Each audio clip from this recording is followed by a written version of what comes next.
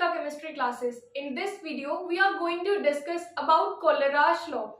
And this Kohlrausch law is used to calculate the limiting molar conductivities of weak electrolytes with the help of strong electrolytes. जो हमारे strong electrolyte होते हैं, उनकी जो values होती है, वो एक्स्ट्रापोलेट करके निकाली जा सकती है, लेकिन वीक इलेक्ट्रोलाइट की एक्स्ट्रापोलेट करके वैल्यूज नहीं निकाली जा सकती. इसीलिए हम लोग with the help of the values of strong electrolyte we can calculate the values of weak electrolyte by the help of Kohlrausch law. The law states that the limiting molar conductivity is represented by the sum of the individual contributions of cation and anion of the electrolyte. जो limiting molar conductivity होता है, this limiting molar conductivity is represented by Kpm naught. और ये जो Kpm naught होता है, we know it very well कि ये sum होता है. sum किसका होगा? anion and cation का. So Kp naught cation and Kp naught anion, और इनके आगे जो फॉर्मूला यूनिट होता है x और y से हम इसको रिप्रेजेंट करते हैं. अब ये जो फॉर्मूला यूनिट होते हैं किसी भी इलेक्ट्रोलाइट में एनायंस और कैटायंस के, वो क्या होते हैं वो अभी हम लोग समझते हैं. फॉर एग्जाम्पल, अगर हमारे पास में NaCl है, हम लोगों को NaCl का मोलर कंडक्टिविटी लिखना है अकॉर्डिंग टू दिस फॉर्मूला. तो हम लोग यहाँ पे क्या लिखेंगे? कैप नॉट, क्योंकि यहाँ पर Na और Cl में जो कैटायन है वो क्या होगा? Sodium positive, Na positive, and जो एनायन होगा वो क्या होगा? Cl negative. तो यहाँ पर हो जाएगा कैप नॉट Cl नेगेटिव. और यहाँ पे जो x और y का जो वैल्यू होगा, these are 1.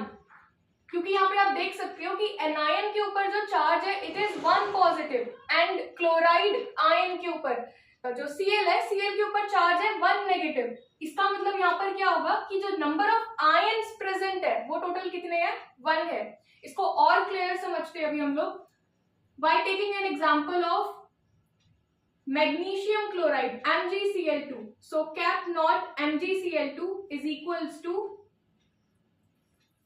Cap not Mg di positive, क्योंकि मैग्नीशियम यहाँ पर हमारा कैटायन है और मैग्नीशियम के ऊपर चार्ज आ जाता है 2 पॉजिटिव, और जो एनायन होगा वो क्या होगा? Cap not Cl negative ion, chloride ion यहाँ पर हम लोग इसको कहते हैं. अब यहाँ पर आप देख सकते हो कि Mg के नंबर ऑफ एटम्स कितने हैं? 1. तो यहाँ पर Mg का x का वैल्यू कितना होगा? 1 होगा.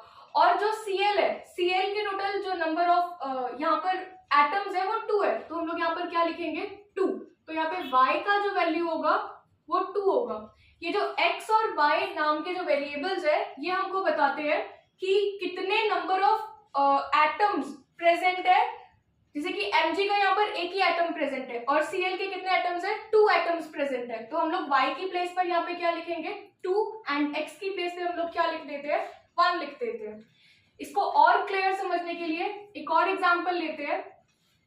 It is Al2SO4 whole thrice. अब यहाँ पर इस Al2SO4 होल थ्राइस को कैसे लिख सकते हो आप अकॉर्डिंग टू Kohlrausch लॉ? तो cap M not is equals to cap not Al. Aluminium के ऊपर हमेशा कितना पॉजिटिव चार्ज होगा? 3 पॉजिटिव चार्ज होगा.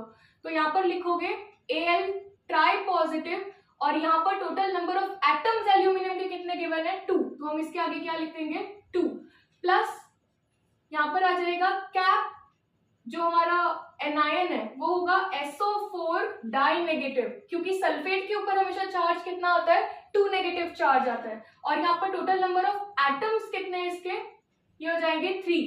तो x का वैल्यू इसमें होगा 2 एंड y का वैल्यू इसके अंदर होगा 3. इस तरह से हम लोग x और y का वैल्यू निकालते हैं.